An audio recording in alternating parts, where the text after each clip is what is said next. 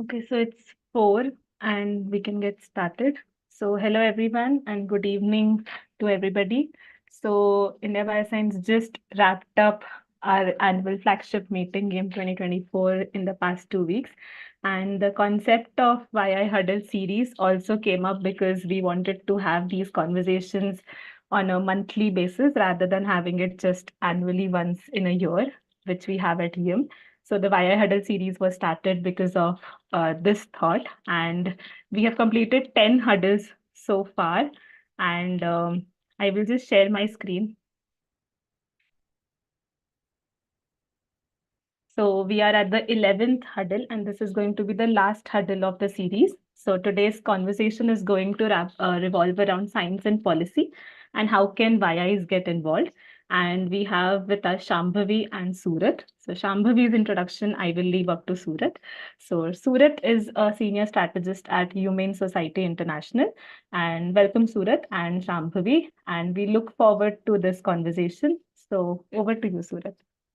And yeah, before I forget, thank you for your participation for all the huddles that have been so far. And we promise to restart our monthly huddles soon for the next year. So yeah, thank you so much. And over to you, Surat, for today's huddle. Yeah, thanks, Arushi, and the entire India Bioscience team for organizing this such an interesting topic for the huddle. So, for today's speaker, we have Shambhavi. So, Shambhavi Naik is the head of research at Takshashila, and she's also the chairperson of the advanced biology program there. She's also a consultant with the Include Labs, and her research has covered India's policies in various emerging areas, specifically with a focus on healthcare and higher education. And she has also participated in the development of guidelines for gene editing governance by WHO, and was also involved as the drafting committee member for India's risk assessment of genetically modified crops, and has worked with the Rajya Sabha Parliamentary Committee on strengthening the DNA profiling bill. And, it's a pleasure to have her here, and we are looking forward to hear her thoughts on various aspects of science policy. So maybe Shambhavi, you can start off with, because Takshashila is a think tank, and we can start off with, what do think tanks do, in the policy ecosystem, and then we can kind of take forward from there. Yeah. Thanks, Surat, and thank you, Team India Bioscience, for inviting me today. Science and policy, I think it's a really upcoming field, and I think it's getting more and more attention. So thank you for bringing this topic up as part of the YI Huddle. So what do think tanks do? I think think tanks mainly focus on building capacity, and most think tanks do it in three ways. You either create good networks, so you host events, you get a bunch of people together to generate ideas or policy recommendations. You do research where you identify policy gaps and formulate recommendations, or you teach and you build capacity for experts in the field to engage with public policy makers or authorities, right? So basically how to communicate policy ideas to policymakers. Most think tanks will do most of these things or one of these things depending on their mandate. Takshashila's mandate, we look at policy gaps from an emerging technologies point of view. So, for example, my group looks at biotech. So, in 2017, we thought there is no policy for gene editing in India. So, what should that look like? Right. So, kind of that we have five various different fields that people study at Takshashila: economic policy, biology, semiconductors and space, which is technology policy, defense policy, and then the Indo-Pacific. So how does India work with China? So as you can tell, it's a really mixed kind of group. It's a small team, about 25 people. We all sit in one room. And so there's a lot of ideas flow, but that's basically how we work. Right, right. So I think you've been in the policy ecosystem for, some time. And then, in the recent years, science communication has seen like a great increase in the awareness and engagement. So do you think there has been a similar kind of, awareness in the recent years for science policy and the need for the researchers to engage with the area of science policy? What are your thoughts on that? Yeah, definitely it has. So, so my last stint as an academician was at NCPS at INSTEM actually. I was a postdoc at INSTEM before I moved to Takshashila. And back then, this idea of public policy was very new. We did not have so many schools. We definitely had no jobs, public policy jobs. And COVID, I think, had a big role to play in changing that trajectory, right? There was suddenly this, oh, how should we use science to deal with this pandemic? And I think that brought attention for policymakers to focus on scientists, and for scientists to say, okay, this might be something that I'm really good at, right? Let me try and advise you on how to do this. And since COVID, I'm seeing a lot more engagement from scientists, just in terms of people who come to Takshashila, for example, who want to influence policy, or who want to understand public policy better, or people who take our courses. There's an increasing trend of scientists taking courses at Takshashila now, but also just writing op-eds. That has increased, and that's really nice to see that scientists are now voicing their opinion on topics. So that, I think, has been as a positive trend. Right, right. I think, like you mentioned, COVID has been like a very eye opener on how policies can directly impact science. And sometimes it's easy for researchers to think that science and policy are completely separate bubbles. And, can you share some, examples about how policies can directly impact research or, researchers? Do you have any, some examples? Because so that researchers can also get an idea of how it's not so independent, and it can directly impact what they're doing and their research. Yeah, I mean, the first and foremost, I think that the pinch that all researchers face is release of money, both time as well as the amount, right? And I think funding policies in India have been in troubled waters for a long time. And really, I mean, I've been at Takshashila for more than 5 years now. Since year one, we have been trying to we have been working with the Rajya Sabha Parliamentary Committee on Science and Technology, trying to bring forth to the point as, okay, maybe the quantum of funding is not increasing. Can we at least have that money released on time?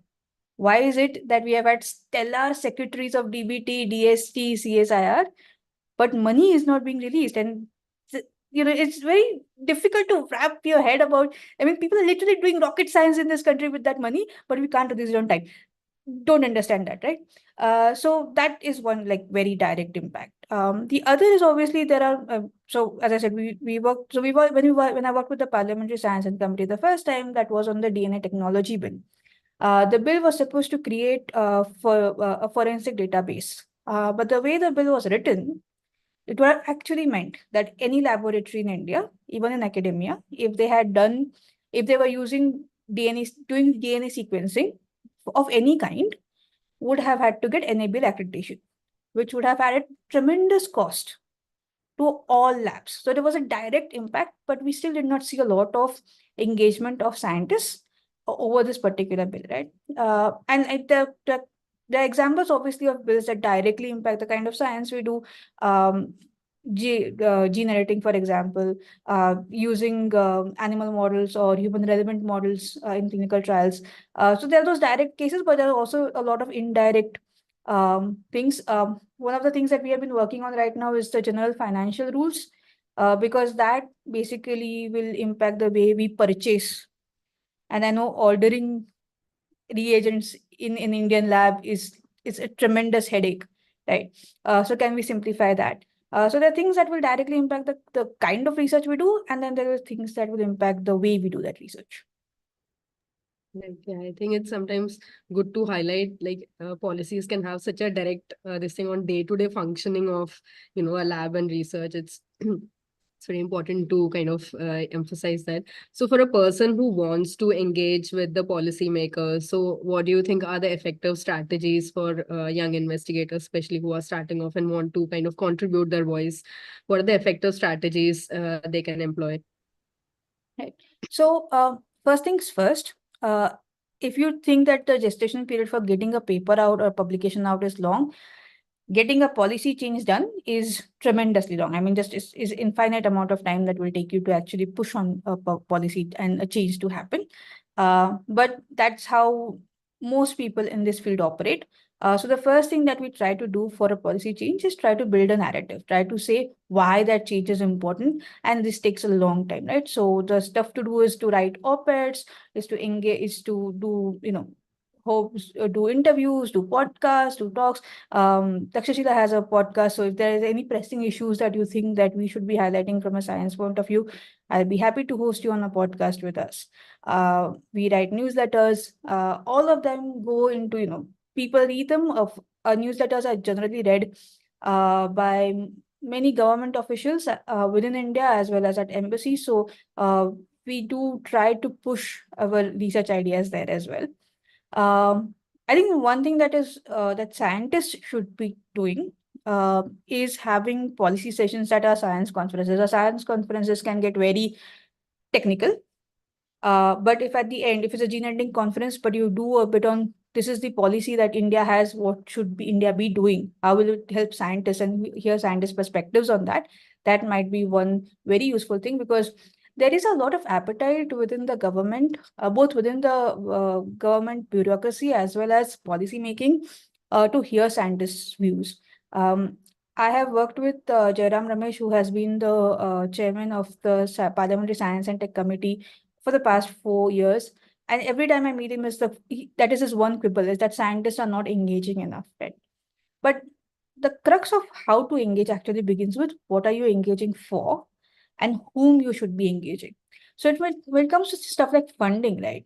So I had always thought, when I was at NCPS, when I was at INSTEM, I always felt that why is India spending only 0.8% of GDP or 0.6% of GDP on funding? We should be spending 2%. And I would have thought, let us go to DBT and ask for that money, right? But really, it is a Ministry of Finance, right? So you can go tell the secretary, and the secretary will tell you the same thing. Ministry of Finance has to give me the money. Then you go to the Ministry of Finance, and they will tell you, where do I get that money from, right? Which department do I not give that money to? So identifying the correct people that you need to speak to for a policy change really depends on the question that you're trying to ask. So the first thing, if you want to engage with a policymaker, is to figure out in whose domain does that policy problem really fall. And this can be very confusing in India because, like the COVID example I showed, right? Our systems are very risk averse. So we will have different departments who will do overlapping functions. And so then it becomes a little tricky, because then you have to canvas with multiple departments to get something done. But the crux is trying to find out who exactly will be accountable for that policy change. Let me give you another example. So I was on the Department of Biotechnology's risk assessment for drafting committee for risk assessment of genetically edited plants.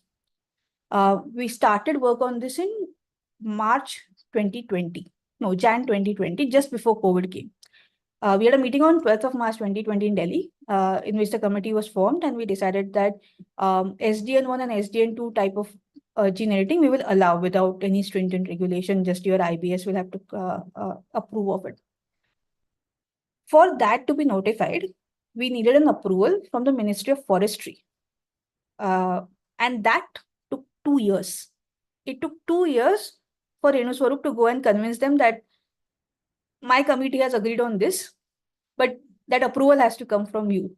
And so these things take time, and you also need to find the correct people that you have to work with, right? When communicating with a policymaker, obviously, you have to think about the policymaker. As I said, it is very easy for me to say that as a scientist, I think 2% of funding should be spent on R&D. The policymaker has probably 100 things to do that day. And giving out money to taking away money from something and giving money to something has to bring them some ROI, right? There has to be some why would they do it? Why would they pay attention to you to begin with? And what is it for them? So communication has to keep the policymakers' interest at the center. And from there on, you can develop how you can recommend to it. So our usual guidance is that when you first speak to any policymakers, you don't give the ideas out. You tell them that, hey, this is what the problem is, and that we can think of a solution together. And then you co-develop the solution. That's our strategy that has worked more or less so far. I think this problem of different sectors and different ministries working on, it's a very real problem. And like you said, many researchers are, not aware of this thing.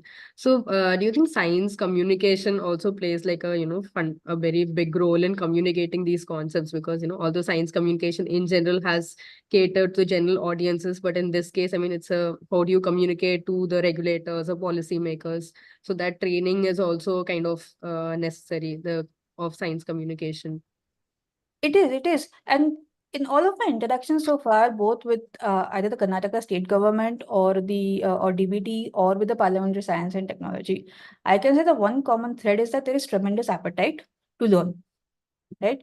When I went for my witness deposition for the DNA Tech Bill to the Parliament House, I was struck by the technical questions that I was being asked, which I had not expected. There were questions on what if someone has had a blood transfer and then you find the DNA at a crime scene? Would we be implicating the wrong person? So there was thought given to this idea that we are passing a bill that is going to impact people.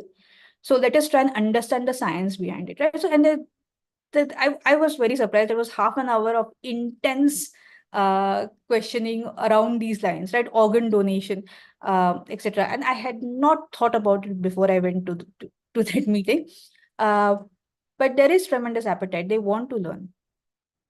Right. Yeah, I think that's very like interesting and refreshing to know, because I think for the common perception amongst the scientists might be, bureaucrats neither care nor they, and probably they are not aware about the intricacies of science policy. The fact that they are both interested and want to know, I think that's a very important and refreshing thing to, be aware of.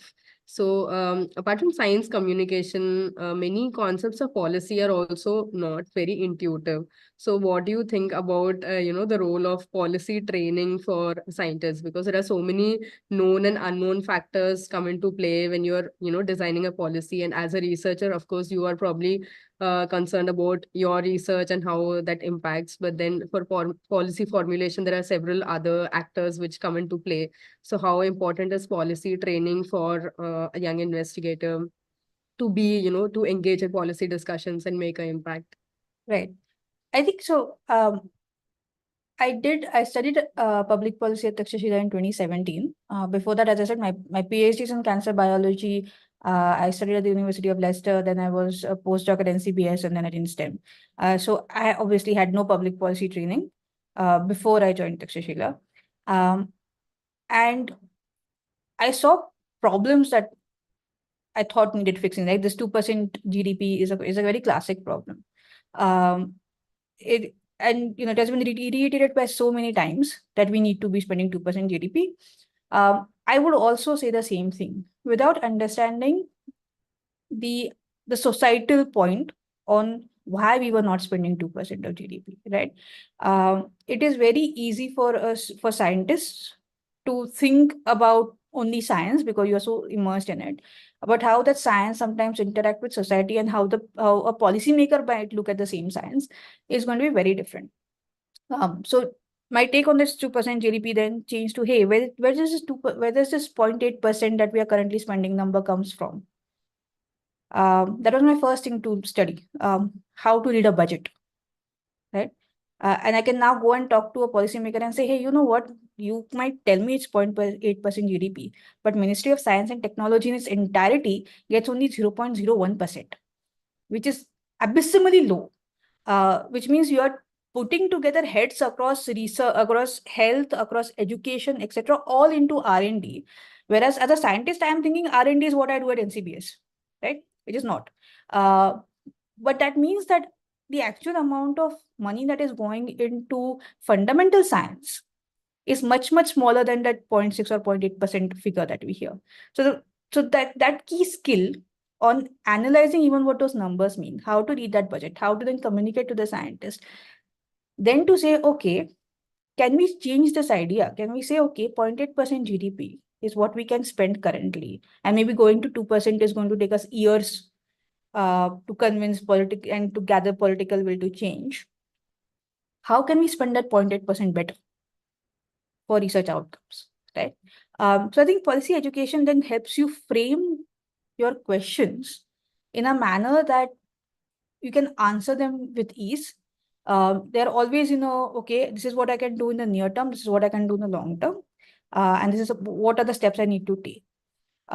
It helps you to understand the policymaker's perspective and how to keep their perspective at the center when you're even creating a solution. I know it sounds difficult to hear. You would think that you should be at the center of a solution about science, but they have the key to the cash counter, so we have to keep them at the center at times. But this idea of how we can frame that question from their point of view is very important. The other things that we teach in public policy is how to read a bill. As I said, this DNA tech bill that we worked on. This is very interesting because when we spoke with members at DBT on how the bill was written, there was a lot of, oh, we had to talk to law ministry to frame the bill because there is not enough capacity within DBT to write public policy documents. And we thought that the nuances of science were lost because law ministry obviously did not understand the DNA fingerprinting technology, and DBT did not fully understand how the law ministry people were writing it. And we actually had one session where we redrafted the whole thing based on intention, right? So how to read that bill, how to draft that bill. Those are the kind of things that you learn in public policy. It helps you shape your view of the problem in a more holistic manner and to be able to present it to a policymaker in a more engaging and hopefully fruitful manner. Right.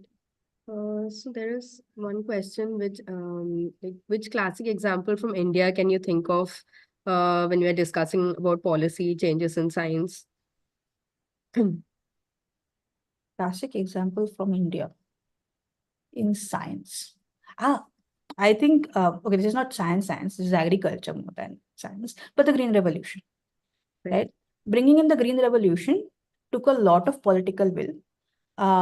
It came at a time, obviously, where India was struggling to bring in self-sufficiency.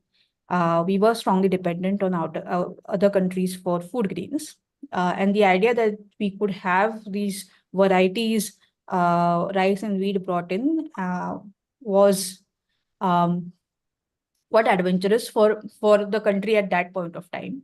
But there was a lot of political will to actually get this done. There was a policy. So the policy was not restricted only approving the cultivation of these rice varieties, but also that was when MSP started coming in, right? So because the idea was that with Green Revolution, you are now going to increase supply of food grains suddenly. Technically, when you increase supply, your prices fall. And as a result, farmers would have suffered because prices would have suddenly fallen. So we brought in this minimum support price idea that follows on from the economics part of public policy. So it's not just science, it is science plus economics to give us the Green Revolution. So I think the Green Revolution, it's a couple of points I think about the Green Revolution on where we could have done better. Is one, we could have, instead of bringing in the MSP, said we could export these extra food grains. So we would not have to have problem of artificially controlling prices, but increase demand. And the second is we could have thought about long-term damages that Green Revolution could have caused to groundwater level, etc. I'm not saying that that immediately we would have been able to solve those problems, but we should have been able to anticipate those and work on those better as well. Yeah, I agree. Green Revolution is a great example. So I think Siddharth has a question. Siddharth, you want to unmute and ask your question? Thanks, Surat. Yeah. Hi, Shambhavi. Very nice Hey, to see Siddharth. you. And Yeah, long time. yeah, and I was really able to relate to a lot of the things you were saying, and I share some of your concerns and frustrations. I wanted to sort of dig a little bit deeper about understanding your thoughts on what is it that makes the scientific community a little bit averse to engaging with policy. And for example, let's even forget about, policy issues or dealing with policymakers, which is outside of quote unquote expertise. Even when it comes to problems within the sciences, for example, incentive structures in science or the publication model, which we can all agree is deeply flawed. And it's very ironical to me that scientists are not engaging enough with solving that or coming up with alternatives. I think there is change happening. There are a lot of frameworks being proposed, but it's far too slow and far too little, according to me. So, I mean, I would like to know your thoughts on this, but my question actually is trying to understand what is it that makes the scientists very averse or scared of engaging with these processes. Is it that our education system has failed in some ways? Do you think we have been operating in silos too much? Is the way science is actually structured and carried out problematic. And just thought what you think is the problem and how can we go about it? Sorry if it's a long question. Yeah. No, very nice question that. So I think, sorry, I don't think, sorry. That came out of nowhere. I don't think the education system is flawed, but I don't think that is in any ways impacting our engagement, because a lot of our YIs are actually from outside, trained outside India and then coming in. So I would have seen a significantly more interaction that I'm currently seeing, even with that number, right? So I wouldn't blame the education system for this particular problem. Right. I think that there are 3 or 4 deficiencies. One is that our scientists are heavily dependent on the government for funding, which means there is an automatic issue with raising Right. concerns, because you might feel that, oh, what if this hampers my next round, right? Mm. And there are anyways inordinate delays with it. So, I mean, a lot of scientists speak about inordinate delays, right? But they are still not getting fixed, which I think is the other deficiency. You might feel that, arey, bol ke kya hoga? What will happen? Because nothing might get fixed any which way. So all will happen is that I will be labeled the bad egg. Third, I think, is the platform to engage. In the US, for example, we have very strong academies of science. India's 3 academies of science, I hate to say this, have been extremely important, right? We need stronger academies to be able to tackle these issues, to be able to give a platform to scientists who want to discuss these issues on policy making, on science policy issues. That I think has been a major problem. The fourth, I think, is, and I might be wrong about this, but from my brief time at NCBS and STEM, I realized people were just too busy doing small non-research tasks. I mean, ordering, for example, following up with vendors, the amount of paperwork, giving UCs in triplicates. I mean, when you're doing all of that and you're doing research and you're trying to negotiate with publications, I'm not sure whether you have the time really to go and then engage with policymakers. And this is in NCBS, which is one of the better organized institutes in the country. I can't imagine how it is in other places. Yeah. Also, I think the engagement with policymakers can sometimes be very one-sided. So they will sometimes just come. So if they have labeled you as an expert in the field, they will come and tell you, in 2 days, tell me the answer to this, right? Which makes it very difficult when you are literally doing all of this other stuff to be able to figure out a coherent answer and give it in within 48 hours. I mean, public policy analysts who are deeply immersed into looking at these questions still cannot do this. I mean, we find it very jarring when someone gives us a 6-hour deadline. So I can imagine that scientists might not want to engage with this, because I think if it was an ongoing process with proper mechanisms, it would have been different. But it is very ad hoc at this point of time. And that platform to actually engage continuously is missing. I agree with you. I also think we need better facilitators or mediators, because I think scientists and policymakers sometimes don't understand each other's language. They don't appreciate each other's constraints and timeframes.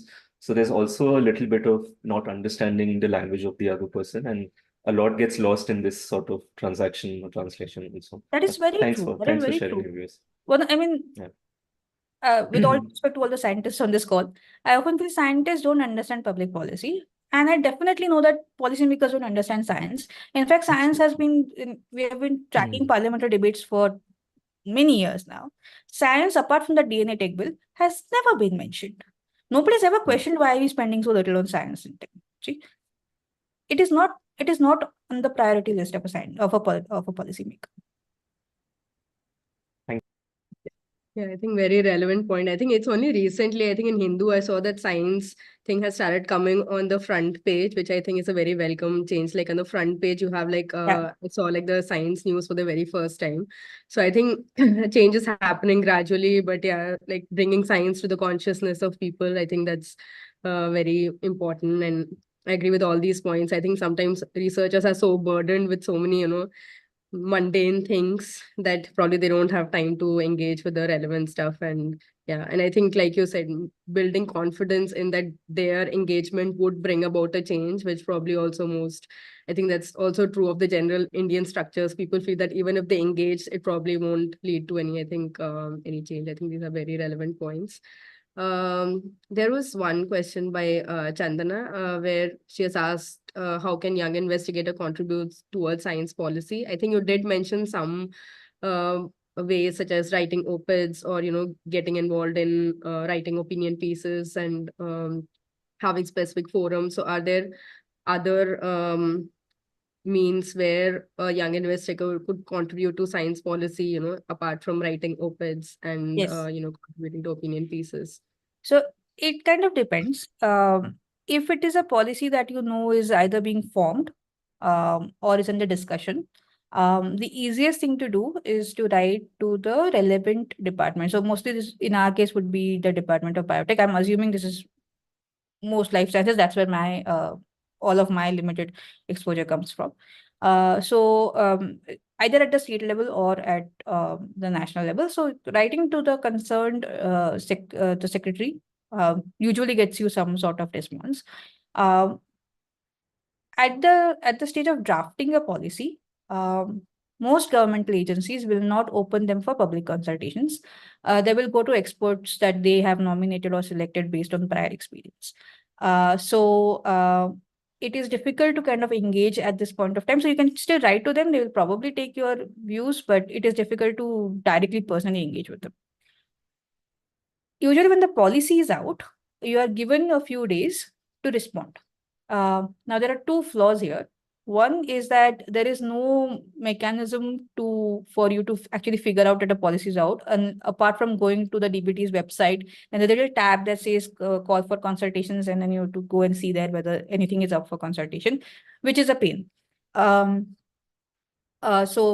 that is one flaw. The other is that sometimes these policies, they give really small short time durations. So when the gene editing in humans policy was up for consultation, they gave 4 days, which is not a lot, especially when these policies are 100 pages long to critically review and get back, right? So that is two flaws that we have tried to communicate to various ministries up till now.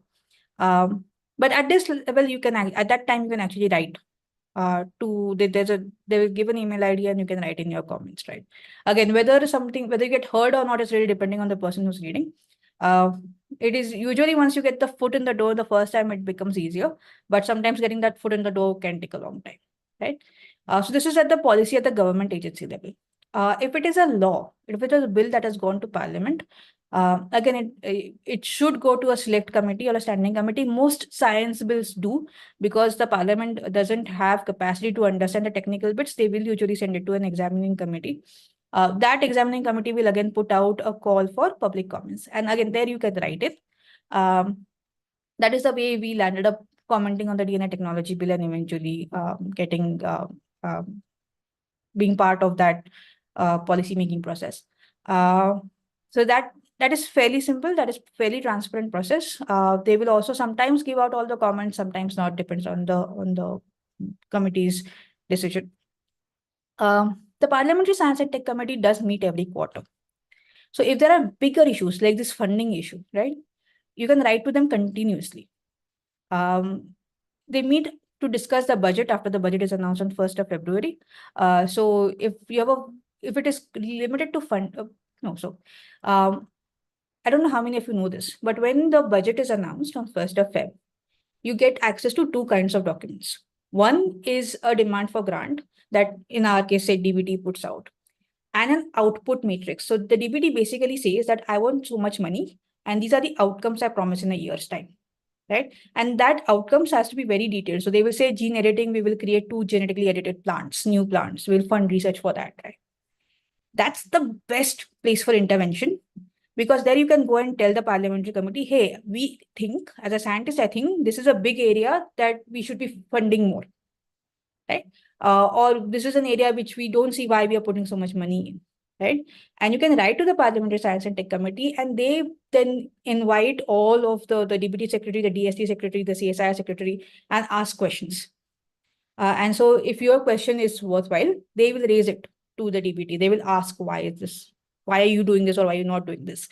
And this has worked. This has worked for us over the past 3 years. We have found discrepancies within what DBT has committed to do and the money they have asked for.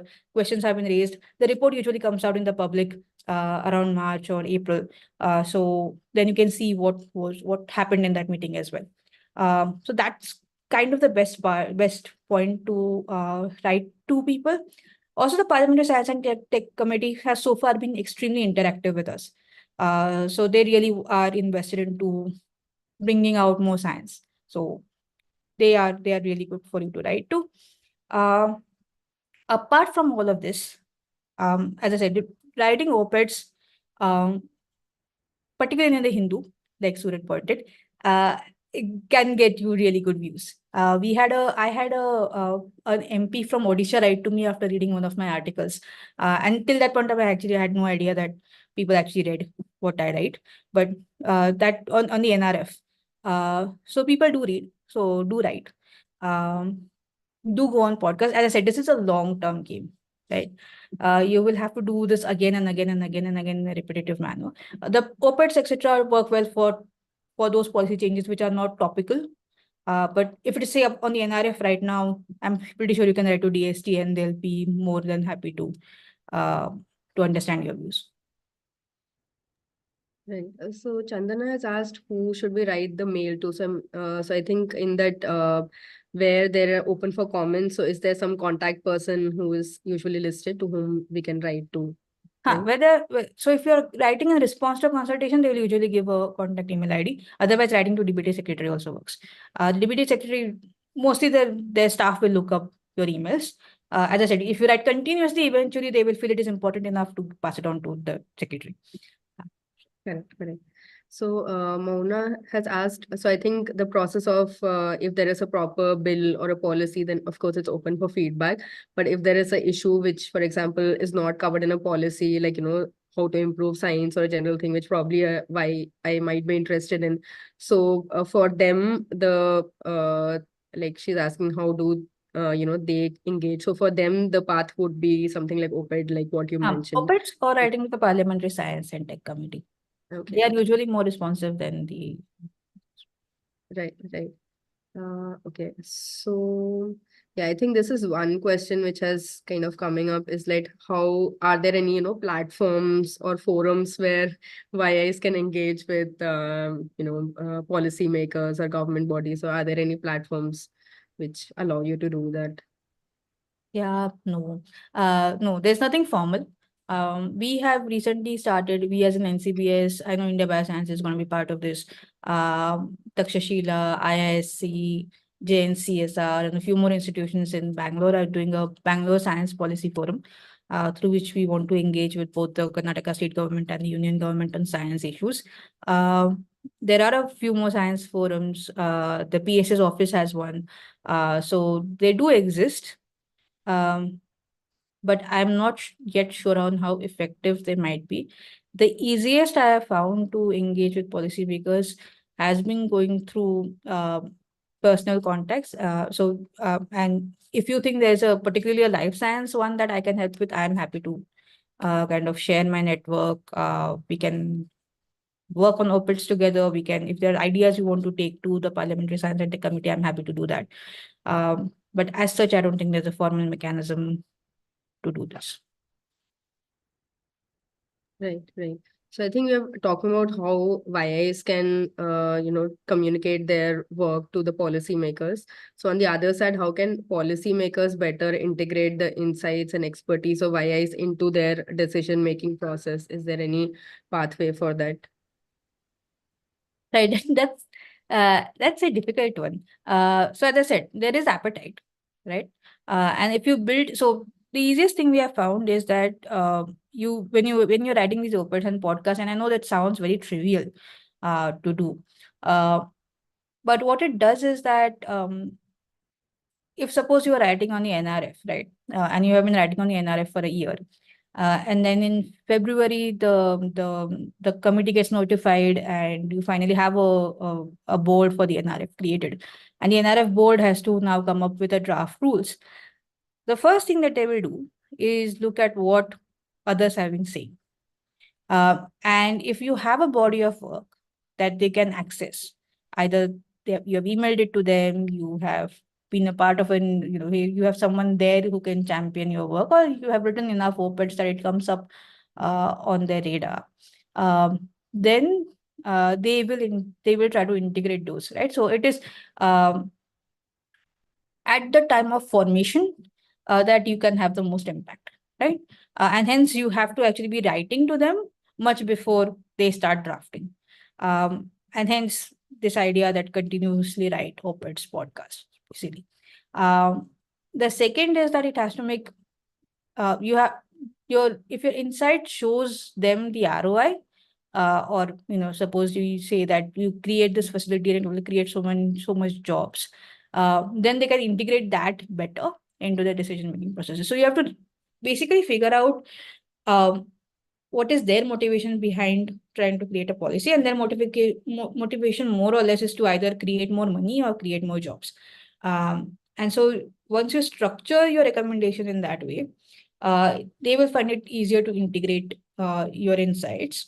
And again, you would want them to integrate more and more of the stuff you do, but they get so many inputs, right?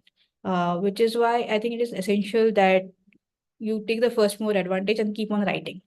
I know that doesn't really answer your question on how policymakers can better integrate, because I mean, if I had known that answer, then it would have made my job a whole lot easier as well. I would have had impacted a lot many policies, but clearly I haven't. Right. So, I mean, there's also a general question on if you can share your thoughts on how policies are generally formulated. For example, we have this thing of number, right? 0.8% or 0.6% is money is allocated. So how are generally policies formulated? Is it backed by evidence? Like how is that evidence collected, or just your thoughts on the formulation process in India specifically? Sure. I think for science, for life science policy, which is where my experience is mostly based on, our policies are unfortunately a little reactionary rather than being proactive. We usually draft policies after the US and EU, and you can generally see more or less similar language creep into a lot of these policies, right? And that I think needs to change. Yeah, so that's usually a starting point. Our policies are not so much evidence based to the extent, especially the science policies, to the extent that I think we would like them to be. My favorite part of the stem cell guidelines is that in what was it? In view or because of the current state of knowledge, we will ban research on embryos beyond 14 days. And it appalls me that science policy reads, because we do not have adequate knowledge, we ban research. Because you will not have adequate knowledge unless you do this. I'm not saying that we should allow it, but that risk-averse nature doesn't help us. And again, it is not evidence. It is not trying to generate evidence, right? Most policies will have a consultation phase, like I said, but we typically see policies being sent to the same people for consultations. So there's not a lot of effort being made to actually include more people in the consultation process. I think the only exception might have been the STIP 2020, which was a very rigorous, big consultation process. But other than that, most policies, most guidelines do not have consultation. One of my pet peeves is always about gene editing, because a lot of issues about gene editing come from ethical concerns. But if you don't try to ask your country on what are your ethical concerns, you can't make a call, right? So the US, the UK, for example, the US has the Pew Research Study Group, which has done an extensive study on how do people look at gene editing ethics.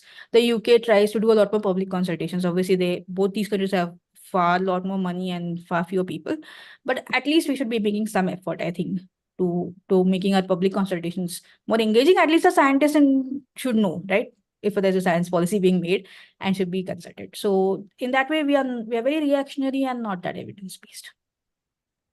Right. I think on similar lines, Siddharth is asking, does the Parliamentary Office on Science and Technology, do they do any outreach activities for recruiting interested scientists to engage with them often? He says that, for example, the UK's Post does a lot of this. So do we have any thing like that in India? I don't think so. They put out public calls. The budget call is also open. You can write to them. But they don't actively, I don't think they ask. And I know for the DNA tech bill, eventually, after they made the public call, they did not get any scientists writing to them. After that, they reached out to a few scientists to ask for their opinions. But till then, it was, yeah. No, I was asking this because especially what Chandana said that, that there are interested scientists who want to engage and there might be a vacuum in the policymaking world where they might seek out scientists, but clearly there's something missing. And I Yeah, was yeah. just thinking that the UK's Post does a lot of these things. Like, for example, they do something called an evidence week, where Hmm. I was actually one of the people who went to the UK Parliament and we Hmm. talked to a lot of policymakers about the importance of evidence in making policy. Hmm. And I was a student at that time, it was many Hmm. years ago. But I really felt like it was a great way of connecting mediators like me, who are communicators or whatever, facilitators, scientists and policymakers to get in one place and Yeah. spend just an hour like talking about these things. And nothing might come out of that 1 hour, but it builds a lot of rapport for future. You just know that you can reach out to someone. And I think it's a fairly easy thing to do is to organize a It half day is. thing. I don't know. It is. Yeah. I mean, in the larger scheme of things. Yeah. It is. And I think if there was more Yeah. interest in the parliament in actually understanding science, it would have Mhm. reflected in having such Yeah. activities being held. Yeah, I think like you mentioned, precedent plays like a big role in the Indian policy formulation. Like even the last year there was a amendment to the new drugs and clinical trial rules, and that followed after the FDA brought the FDA Modernization Act. So the language was very much similar. Similarly, even in the vaccine sector, like few amendments have been done, and they're exact copies of the EU pharmacopoeia. So like precedent plays like a big role, at least in the Indian ecosystem, like you mentioned, which is the case, yeah. Which is quite So disappointing for people like me because it reduces the scope of work I can do.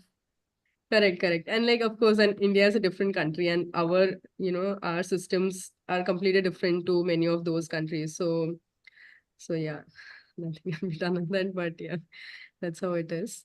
So I think one towards the end, like one question is, I mean, India recently released a science and technology innovation policy in 2020, and the National Research Foundation was also announced.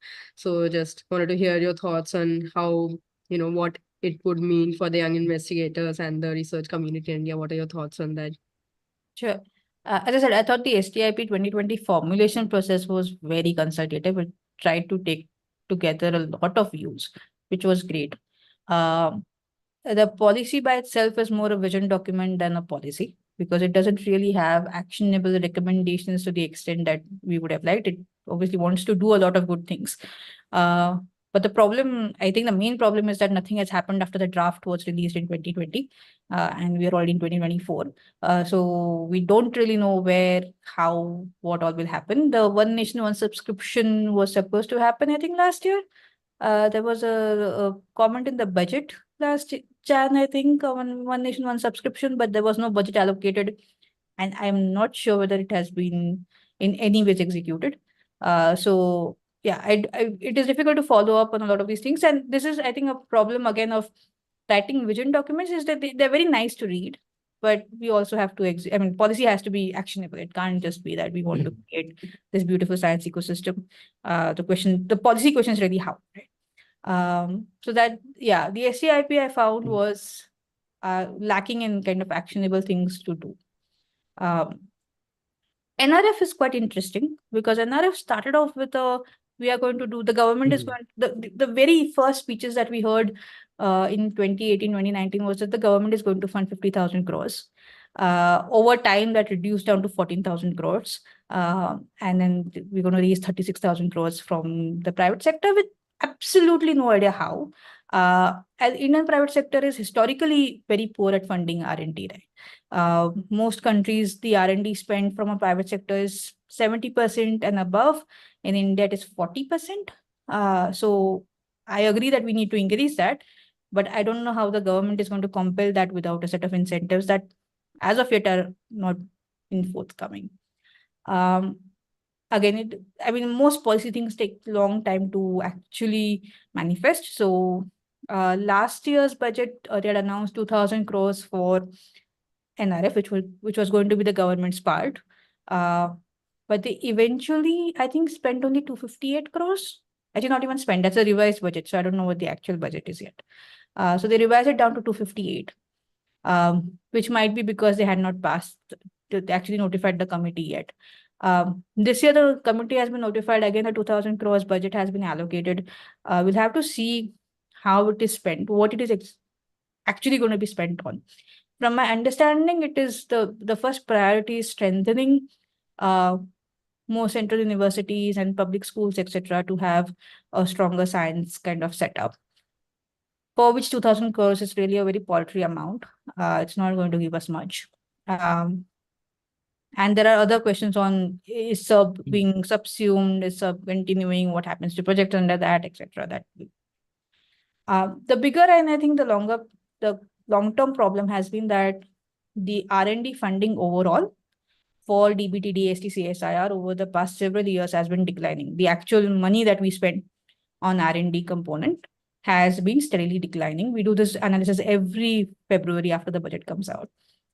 And so while we say that there has been this fund that has brought in, we will have to see how much impact that really has. So the fund is trying to both strengthen the local infrastructure, but also wants to do this blue sky research. And for that, we haven't really allocated enough funding. So we will have to see how unless we get the guidelines, unless we see the rules, I don't know what we'll do. Like I said, the NRF is an opportunity for anyone who's interested. Please write to them. You can write to either the PSS office, or you can write to DST. I know until the rules are formed, we have an open window to kind of tell people that, hey, maybe there's changes that can be brought in. We had recommended a few things. We had said that keep NRF funding outside of this general financial rules problem where you have to get L1 and we have to like get approvals from all of these people before you can purchase a Western blotting machine, right? Let's remove all of those hurdles. Let the NRF funding, if you're doing really good science, let it be free of all of those constraints. Then we're told them that we can do like matching grants with state governments. The state, I think, is a very underplayed resource when it comes to biotechnology, right? Karnataka has a biotech policy, Assam has a biotech policy, but very few other states have a biotech policy and actually spend money on biotech development. So we thought that because biodiversity, biotech, all states have their strengths, perhaps the NRF can leverage on that. So I'll be happy to share our notes if anyone's interested. But again, as I said, till the rules come out, you have an open window to keep on writing to them to get your desired result. Right. Yeah, I think the NRF thing, like you mentioned, like although the industry funding has been increased, but there is no mechanism in place to ensure that much amount of money will come in. And especially like if you're and if the private money is involved, then it also then what their priorities are, and then it also a lot of how the money gets diverted also then kind of depends on that. So let me just actually on that, Surat. So one of the things that we first written to as part of OPES is that if the private sector really wants to spend 36,000 crores, let them spend it. Why do you want it? Right? correct. They're not spending it. So create the incentive structure for them to spend it. Let them do their own research, which is also fine. Why then put this into the government and then we will figure out how to spend it? It is almost as if the private sector doesn't know where to spend that money. And I'm pretty sure there are going to be other constraints on why, as compared to the US and EU, Indian private sector is not spending as much into its own development. Right. Yeah. So there's a question from Mauna who's asking how's the funding from Karnataka to the R&D biotech innovation?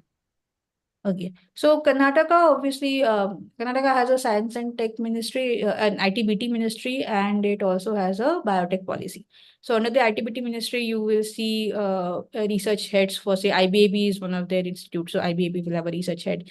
They want to do a few new things they want to build a gene, what was it, gene cradle or something, to do a hub to do gene editing.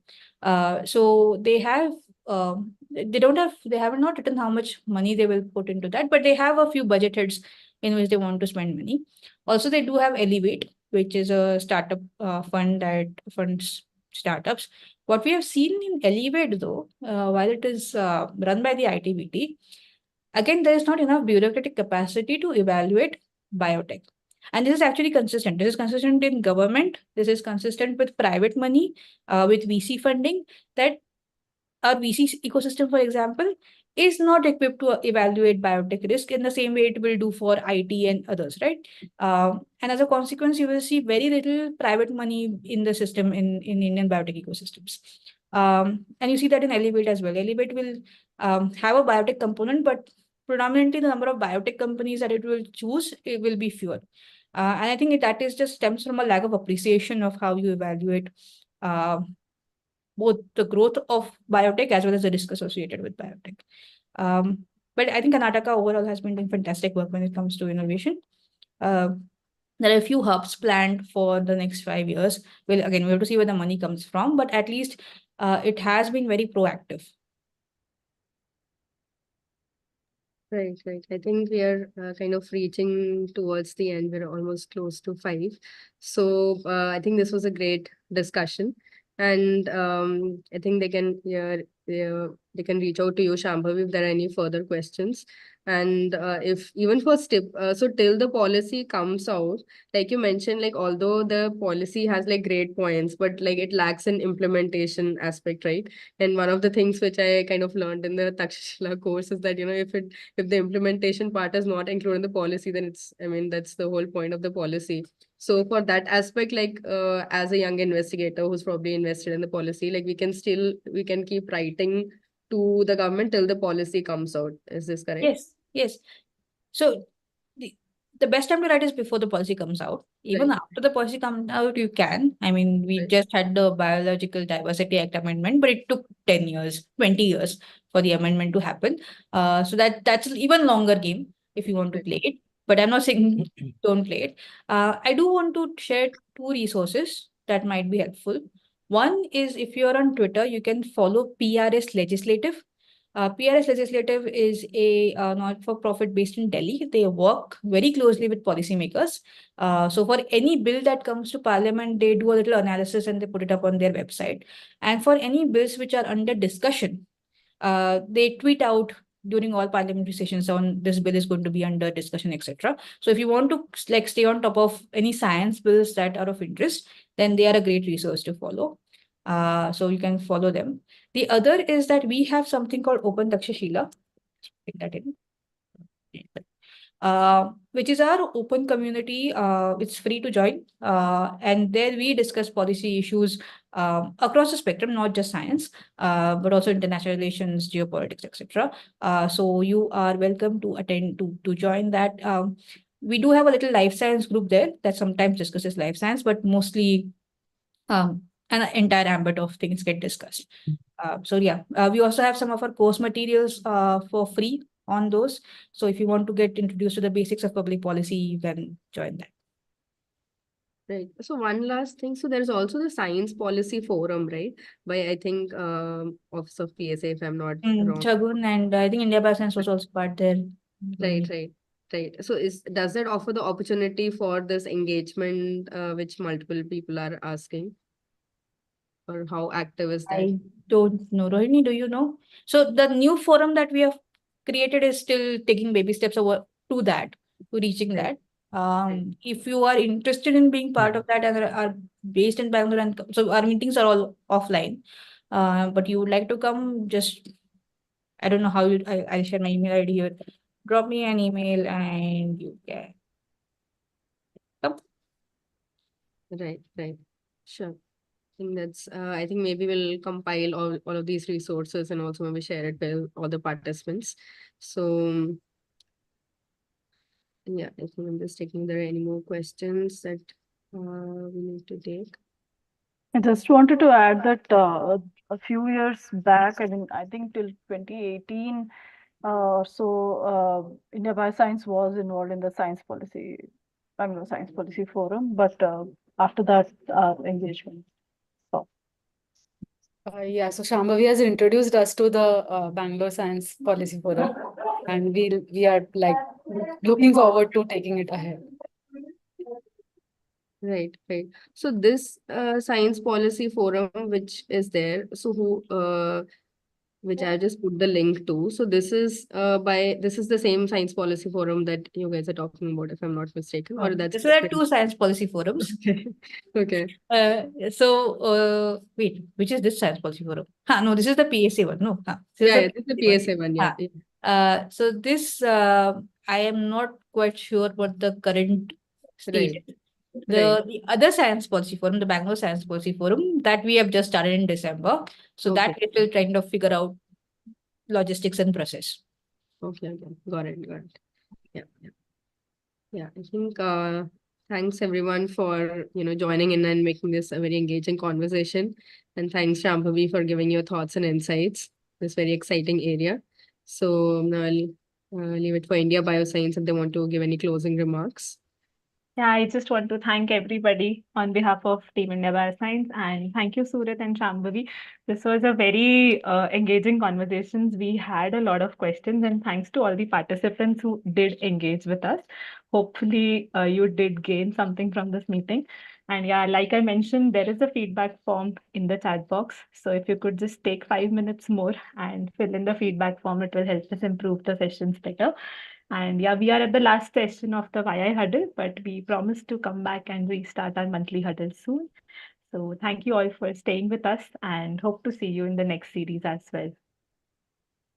Thanks, everyone. Thank Bye. you. Thank you.